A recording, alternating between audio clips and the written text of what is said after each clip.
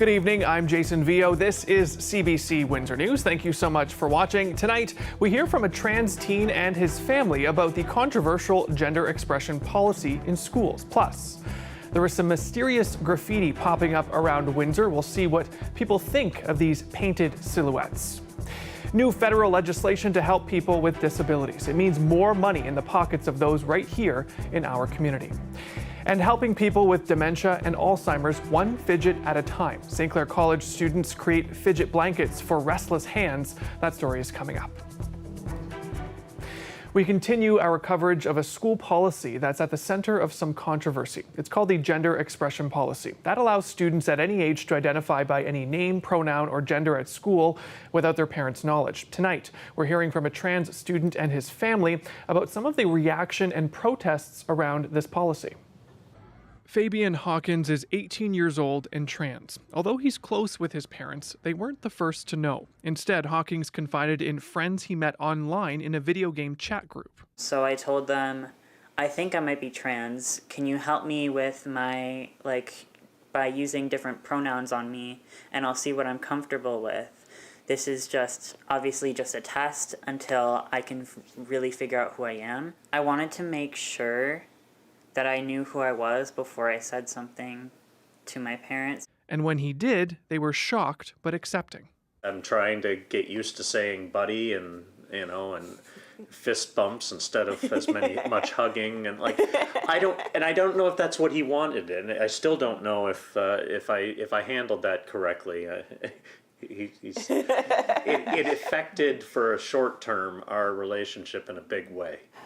I felt privileged and lucky that my kids felt completely safe telling me that they are gay, that they're trans. I felt better as a parent knowing that I've given my kids the confidence in our relationship that they can tell me that and feel safe doing that.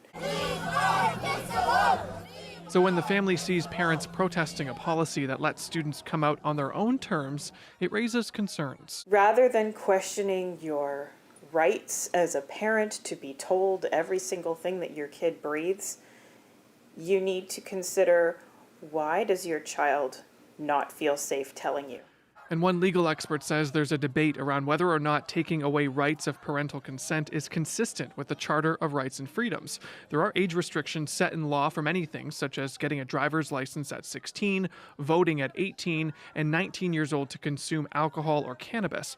But there's nothing in place for young people around gender identity. If there's not an age set by the statute, such as here, when you choose your gender identity or when you choose your name and pronoun, then the common law guide is what is the age of a mature minor, and that varies depending on the facts of each case. So the law is only partly helpful here unless the statute sets it out, and it doesn't in this case because this is pretty new territory. Legally, he says, court decisions tend to look at what's in the best interest of a child. For Hawkins, he's confident that school policies around gender expression help students come out on their terms. I know for some people, the just not being able to come out, not being able to be supported in who they actually are is really painful. It hurts them, not only just mentally, but physically. It's why don't you accept me for who I am? You may have seen these painted silhouettes of a person on building walls. The artwork has been popping up all across the city, especially downtown. The CBC's TJ Deer set out to find out if the unsolicited graffiti is hated or appreciated. Stenciled into the walls of buildings is a silhouette of a person with their left hand on their hips and their right hand giving a thumbs up. One community leader says he's not pleased that these are popping up. From the BIA's perspective, we can't support any kind of vandalism, right? And that's essentially what it is. It's vandalism. It costs property owners money to repair and to repaint. It's no different than smashing a window or doing any other kind of damage downtown. The artist goes by the name War. Although silhouettes have appeared all over the city, their work has been spotted in higher concentrations in Sandwich and downtown. It's art, but it's not good art. Daniel Bombardier, better known as Denial, is a popular street artist. He says he can appreciate vandalism art if it's technically good or emotionally powerful. But this isn't saying anything to anyone other than I want to destroy the city. I'm at war with the people in the city. I don't understand the people of the city or the city.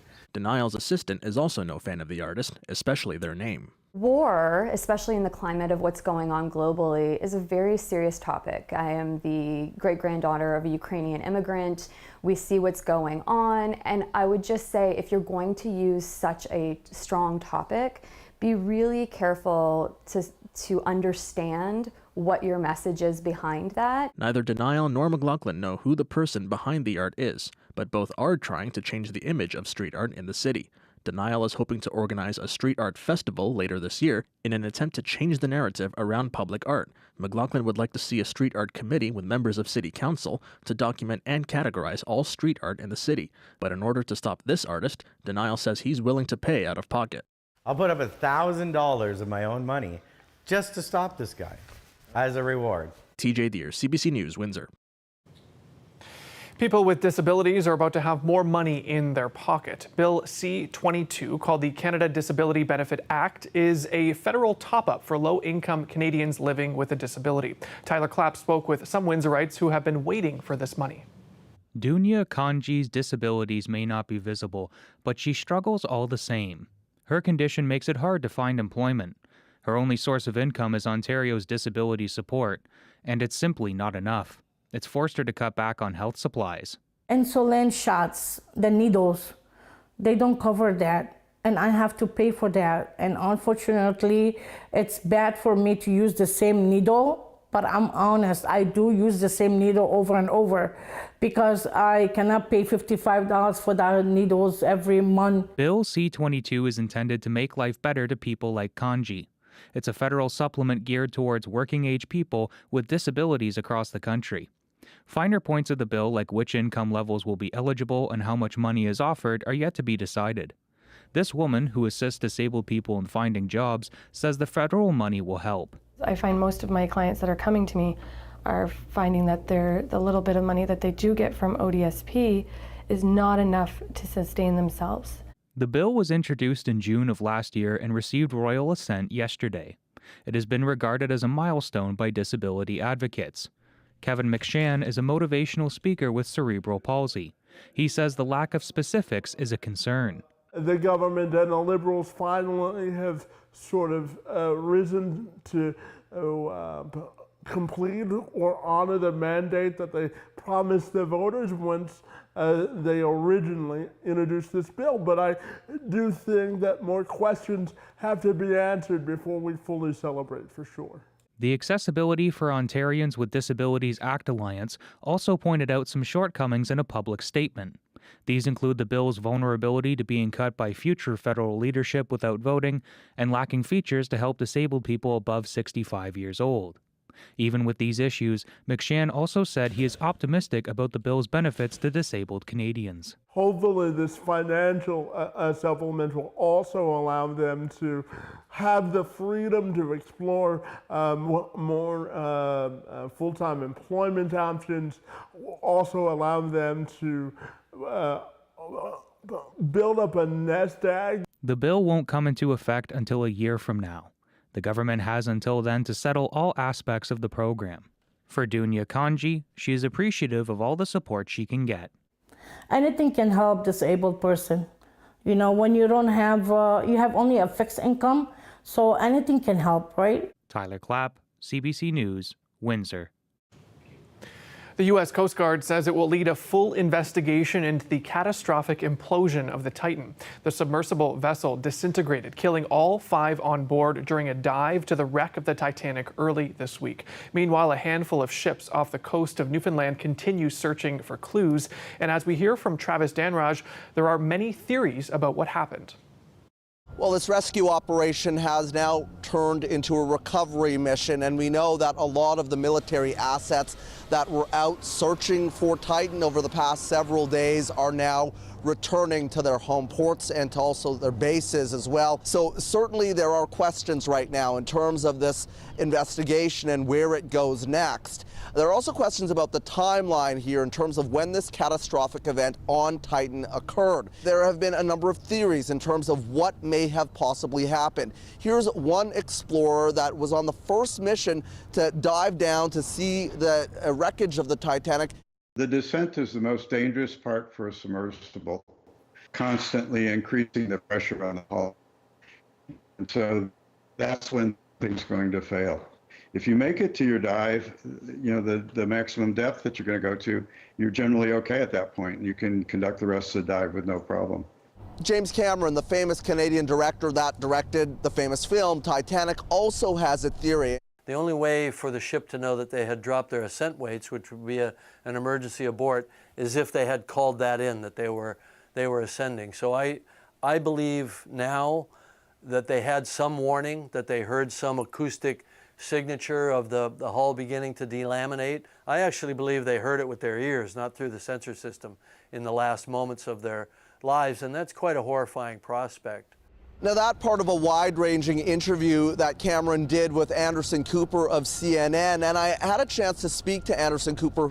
So I think there's going to be increasing questions about whether it was right for this company to bring passengers aboard an experimental craft that had not gone through maritime safety protocols that many in the industry was urging this company to put this craft through. And in terms of whether or not bodies will be recovered, that is not likely to happen. Some families are questioning whether or not OceanGate, the company that owned Titan, alerted officials early enough that something had gone wrong. So a lot of questions, as I say, remain, and this investigation now into what exactly happened, repiecing the last voyage of the Titan together and actually piecing together the hull, well, that will also take place here in the coming months and years ahead. Travis Stanrush, CBC News, St. John's. CBC broke the story last year of the big fuss in cottage country over so-called floating homes. Now the provincial government is slapping restrictions on them, and that could sink some people's dreams of living on the lake. Our senior reporter at Queen's Park, Mike Crawley, has that story. They're called floating homes, and they've stirred up controversy on the otherwise peaceful lakes of Ontario's cottage country. Now, the Ford government is making it illegal for floating accommodations to anchor overnight on nearly every lake and river in the province. We're not talking about something that, is tiny. Often cases they can be 1,200 square feet. They are ostensibly a home that floats. The fuss was triggered by this year-round floating home built using a couple of shipping containers. Two local mayors call it ugly, but that's not what the Ford government says the ban is about. While some people may not like the look of them, the primary driver behind this is environmental safety. The ban applies to floating structures designed primarily for residential use rather than boating, like these floating cabins docked on the Ottawa River. You get a lot of gray water and waste, and so the potential for any of that to go into a lake or river is something that we don't want to see happen. The man who built his floating home from shipping containers launched a company to build more. This design is pitched as a floating beach house cottage, giving you a 2-bedroom home on a lake for $260,000. Company owner Joe Nimmons wasn't available for an interview Friday. In an email, he said he's working with his legal team to prepare a response. A possible hitch to the province's move, Transport Canada says the floating homes are vessels, giving them the same rights on water as any other boat. Because they're classified as vessels, they come under the jurisdiction of Transport Canada, not under provincial jurisdiction. The ban on overnight stays does not apply to more traditional boats, and it does not prevent floating homes from docking overnight in a private marina like this one on Lake Ontario at the Scarborough Bluffs. Mike Crawley, CBC News, Toronto. Some St. Clair College fashion students are using their skills to help people with dementia and Alzheimer's. They're making fidget blankets. The therapeutic lap quilts provide tactile stimulation and keep restless hands busy. So you can open up this one, and then you open up the flap, and then sometimes in each pocket you'll find a little surprise. And in here there's the beads, and you can play with each bead move them along, count them. A fidget blanket's also known as a sensory blanket too sometimes, and it's got lots of activities on it, like zippers and pulls and Velcro, and you go inside little pockets and you find things and stuff like that. So it keeps you your hands going. So it's really great for patients with dementia or Alzheimer's because it kind of keeps their hands busy. Yeah, and you can do things repetitively if you like it, or there's lots of different activities on there, and you can move around. And there's also a tactile thing, like just about touching, and it kind of calms people down sometimes. The students created them, the first year fashion design students in fabric science, and part of the project was also circular fashion and upcycling. So they took all donated fabrics and notions and garments and used them in the blankets. So that means that nothing ended up in the landfill. So we just donated them to the hospital. So we have 34 that we donated, and I guess there's a kind of almost a waiting list of they want more. So they're very popular, and I've already had quite a few emails, people asking if we can do it again. The blanket will last. It's all sewn. They're all sewn really well from our students and stuff. But yeah, so they're multiple. We'll have them for a long time, but we just want them to have single use with a single patient, and they take it with them whenever they leave the hospital or wherever they're going.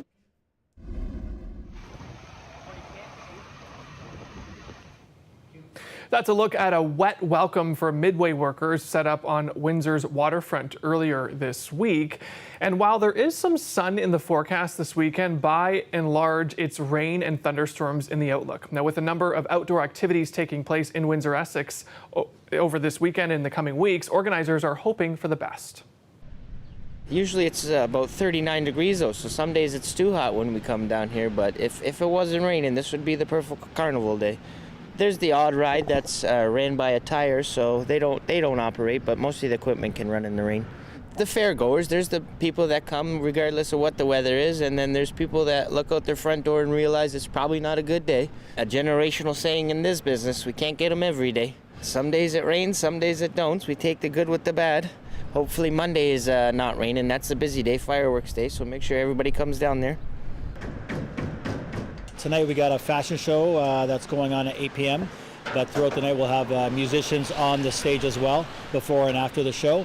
We have open ceremonies at 6 o'clock, strolling musicians all over the streets, and food vendors. It's catching us off guard. We're supposed to have a beautiful weekend, but not too much preparation if the rain comes, so we'll have to see what happens. Do you expect the crowds to come out no matter what? I do. We're expecting actually a huge crowd this year. We've condensed it to only 2 blocks instead of the whole street with outdoor food vendors, a lot more action this year, so we're expecting the biggest crowd yet, to be honest with you. Obviously, there's a lot of money involved and a lot of time spent organizing the Carousel of Nations, so we're hoping that it holds out a little bit for us so we can get some people down here to enjoy the Italian culture.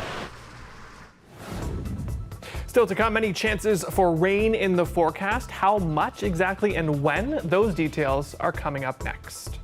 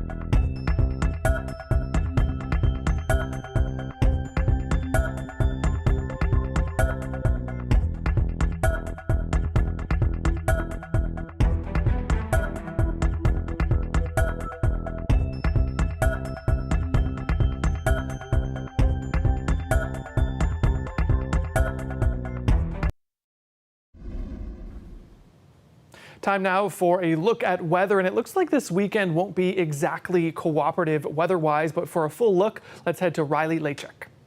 Well, certainly a wetter day across southern Ontario, Jason, than the last couple of days. Also a lot cooler today than we've seen.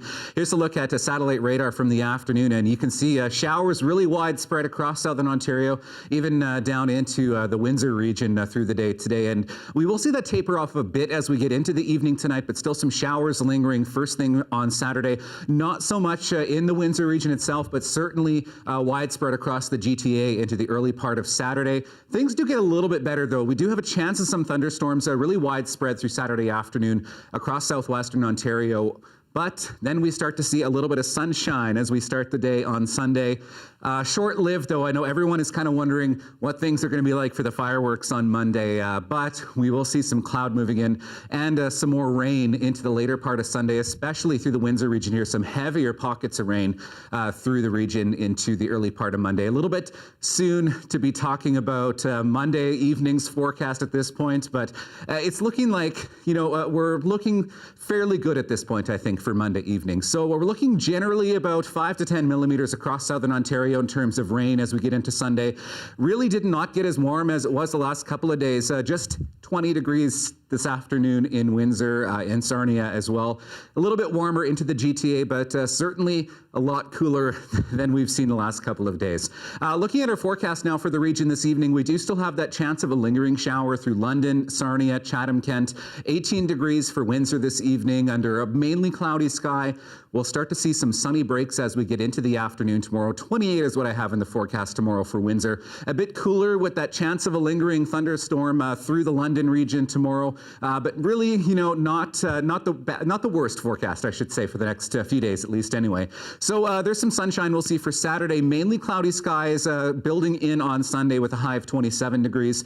24 for Monday, mainly cloudy at this point. I know forecast models really not agreeing at this point in terms of what we're going to see in terms of those fireworks on Monday.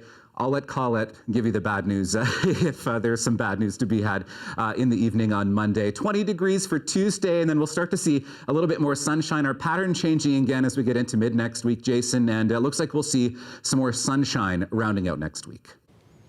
Thanks so much, Riley. Still to come here on CBC Windsor News Live at 6. There's a new discount airline flying right out of Ontario. Will it take off? Find out after the break.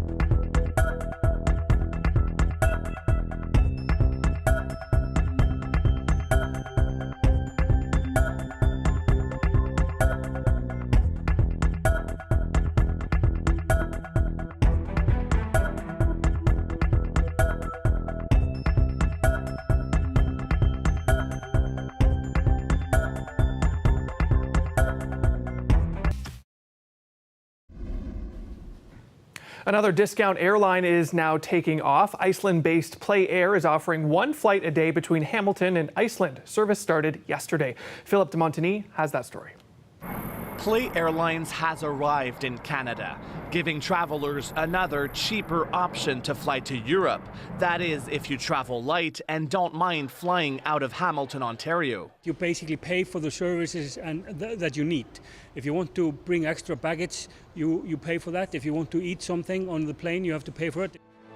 Play now flies to 26 European destinations with a layover in Iceland. This personal finance expert says the cost savings could make the detour to Hamilton worthwhile. Airfare has gone up significantly in price. Play comes in and offers a 25% discount compared to the mainline carriers. That could literally be a few $100s. You know, if a family of four, you could end up saving $1,000 or even more. The fact that I can save money when I'm booking my flights and be kind of like rewarded for the fact that I travel light is, for me, a great option. But can those steep discounts last? In the last 2 weeks, WestJet announced it would shut down its two low-cost carriers, Sunwing and Swoop, merging them into its mainline business. In 2019, another Icelandic budget airline, WOW Air, abruptly ceased operations, leaving thousands of passengers without a way back home. It was very unfortunate that they, shut down business and left a lot of people stranded. I actually had a ticket with them that I was supposed to be flying a week after those news emerged. Play's CEO was a former WOW Air executive. He says he learned from past mistakes. Be securely financed, have enough cash, don't grow too fast, securely choose your destinations, and so far we've been very successful, and this is the year where we will turn an operational profit. There are lessons to be learned from WOW's failure. If you ask me, the concern is probably the frequency and the capacity they're offering after the summer peak. The company says it plans to run flights daily year-round, knowing it'll lose money in the winter months. A gamble, it says, will help grow demand and, in the long run, feed its bottom line. Philippe de Montigny, CBC News, Toronto.